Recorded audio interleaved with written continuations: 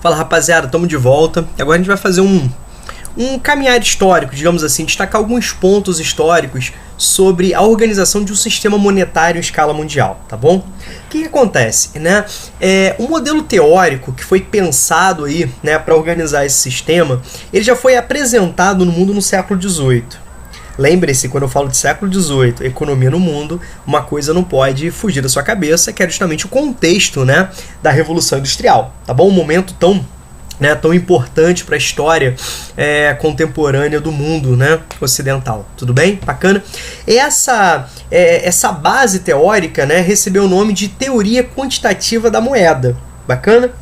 E, de fato, né, o que você vai imaginar? Você tem uma produção em grande escala, você tem um processo de industrialização que avança para outros países, você tem o crescimento das trocas comerciais que vão exigir, de certa forma, moedas de troca, tá legal? Então a gente vai perceber que isso trouxe, né, uma desorganização econômica mundial muito forte. Rômulo, desorganização em que aspecto?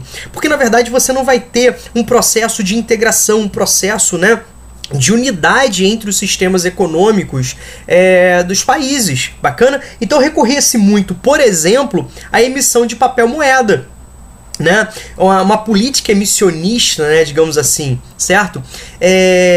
Uma política, né, monetarista, né, uma política monetária constante, né, com emissões de papel moeda sem um certo respaldo de riqueza. Bacana?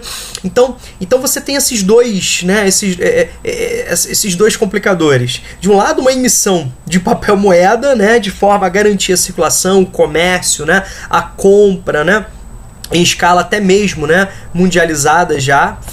E, por outro lado, você tem justamente, né, uma não conversa, né, uma não organização entre as nações. Lembre-se, naquele período, né, a competição era muito forte, né? Não que hoje não haja, mas o processo de uma competição sem regras, uma competição sem organização, uma organização sem instituições para regulamentar, né, para de certa forma tentar organizar, né, a casa, não existia, tá bom? Isso vai explodir naquele contexto que nós estudamos da primeira grande crise do capitalismo, aquele contexto ali, né, dos anos 1870, onde o capitalismo ele vai entrar em processo muito forte de crise de superprodução e subconsumo, né? A primeira grande crise cíclica do sistema capitalista, tá bom? Então foi a partir dali que se estabeleceu uma necessidade de vocês organizar, regulamentar, criar, de certa forma, um padrão monetário que pudesse, né, dar respaldo, que pudesse dar sustentação, que pudesse dar concretude, bacana, ao sistema econômico, né, que já ganhava feições planetárias, tá bom? Esse padrão recebeu o nome de padrão ouro, tá? E quando você fala moeda, ouro, padrão, eu quero que você pense na lógica do lastro, né? Você pode emitir papel moeda de forma que não ultrapasse os limites que você tem em reservas de ouro. Então você, para emitir papel moeda, você deveria ter pelo menos o equivalente, né, em reservas em ouro. Então o ouro passa a ser utilizado como referência, né, às políticas de emissão de papel moeda. Tá bom? Bacana? E dessa forma, o que a gente vai perceber, né? A necessidade de uma moeda forte, uma moeda que desse segurança, né? Uma moeda que pudesse sustentar e dar credibilidade às relações econômicas e comerciais naquele período. Aí você deve estar pensando, peraí, final do século XIX, moeda forte, né? Credibilidade. A gente está pensando justamente na Inglaterra e na sua moeda, na libra esterlina. Então a libra esterlina, né, vai ganhar, de certa forma, esse status, né, de moeda forte do período, tudo bem? E tudo caminhava de uma forma, né, bacana, né? O mundo começava a se recuperar na década de 1890, vivia-se o período da Belle Époque, né? Embora vivesse também o período da paz armada, né? Potências imperialistas se armando para um possível conflito, bacana. Mas economicamente a economia caminhava, avançava, né? Então parecia que o padrão ouro estava resolvendo, o padrão ouro tinha sido uma boa solução, uma boa, né, saída para as relações cambiais nesse período, tudo bem? Aí veio a Primeira Guerra Mundial. E numa guerra, o que você pensa? Você não vai pensar o seguinte: caraca, eu preciso produzir tanques, eu preciso produzir armas, eu preciso garantir o suprimento para os soldados, eu preciso garantir infraestrutura para a guerra.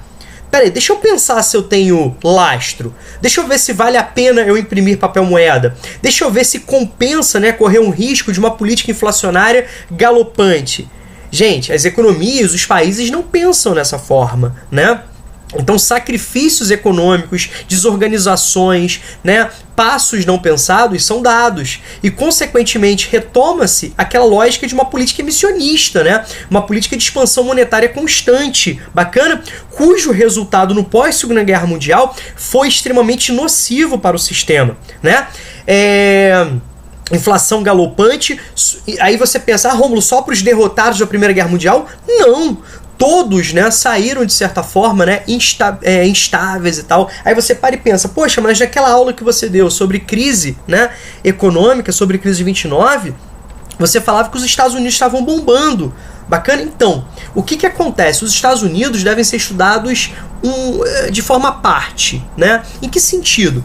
Essa política emissionista, né, e todos os malefícios relacionados a ela, todas as consequências negativas relacionadas a elas, eram compensadas nos Estados Unidos por saldos extremamente positivos na balança comercial. Né? Então os superávites iam tapando buracos, iam mascarando, né? Tanto é que você percebeu que quando há um processo de crise, né, ganhando corpo, um dos primeiros reflexos foi justamente o quê? O rápido crescimento da inflação nos Estados Unidos, correndo salários, dificultando a capacidade de compra, né, da grande massa trabalhadora, e com isso gerando todos aqueles transtornos, todos aqueles, né, aqueles problemas, aqueles traumas que nós estudamos, né, nas aulas relacionadas à crise econômica de 29, a Grande Depressão dos anos 30. Bacana? Então, reparem bem a responsabilidade nesse contexto pós-Segunda Guerra Mundial. Tudo isso era para ser pensado, tudo isso precisava ser organizado, tá bom? Então foi justamente numa conferência em 1944, onde as cartas foram apresentadas, onde os primeiros debates aconteceram, né, que foi justamente a conferência de Bretton Woods, que aconteceu em 1944, né, nos Estados Unidos, um contexto, né, antes mesmo do final da Segunda Guerra Mundial. Lembre-se que a guerra terminou em 45, como eu falei algumas vezes aqui, tá bom? E a conferência de Bretton Woods, que tinha, né, a proposta de organização econômica de um mundo pós-Segunda Guerra Mundial, aconteceu em 44. Obviamente não contando, né, com um aliado militar, União Soviética, que não era nada de aliado econômico, né, muito menos aliado político-econômico. Bacana? Então, na próxima aula a gente já vai iniciar falando sobre a Conferência de Bretton Woods, tá bom? Espero que você tenha entendido esse caminhar histórico, né, essa síntese, né, sobre alguns pontos relacionados ao sistema monetário mundial desde a Revolução Industrial. Obviamente, nas aulas de história é que você vai ter uma base, uma sustentação teórica para isso, né? Onde as peças serão encaixadas, onde você vai ter um volume maior de informações que vai permitir que você entenda de uma forma mais, né, encorpada determinados, né, momentos históricos tão importantes, tá bom? Então, nas aulas de história você vai ter uma grandeza de detalhes. Aqui era só para a gente fazer um caminhar, fazer um processo, né, comparativo para você entender essa realidade, tá bom? Certinho?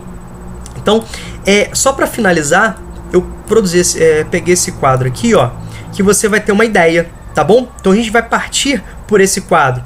Reparem, né, que o que a gente falou até agora, deixa eu só pegar aqui, ó. Reparem o que a gente falou até agora. A gente está aqui ainda, ó. A gente está caminhando nessa realidade aqui, ó. A gente está caminhando nessa realidade aqui, tá bom? Então eu queria que você fixasse suas atenções nesse quadro para você entender as transformações, tá bom? Então na próxima aula a gente já vai começar a partir da Conferência de Bretton Woods, tá legal? Que inicia, né, de fato, as propostas, as regulamentações, né, e o novo padrão monetário mundial, tá bom? Que vai ser seguido até 1971, tá bom? Aqui, beijão então, até daqui a pouco, vamos lá, vamos na sequência, vamos firmes.